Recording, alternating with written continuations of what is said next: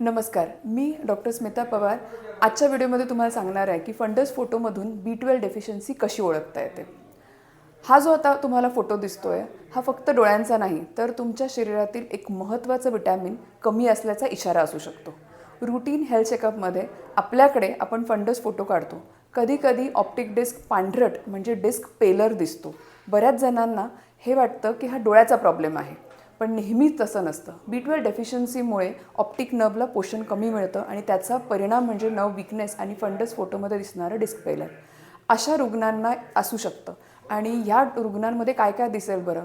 धुसर दिसणे, डोळ्यांना पटकन थकवा जाणवणं, हातपाय बधीर होणं, सतत थकवा असणं आणि म्हणूनच आपल्याकडील निरोग्यम हेल्थ चेकअपमध्ये आपण रुटीनली आय चेकअपमध्ये फक्त शरीराकडे नाही तर फंडस फोटो आणि डोळ्याचा चेकअपही करत असतो। आणि या फंडस फोटोमध्ये आपल्याला जर डिस्क पेलर दिसलं तर विटॅमिन B12ची तपासणी करून घेणं खूप गरजेचं आहे, कारण डोळे हे शरीराचा एक आरसा आहे।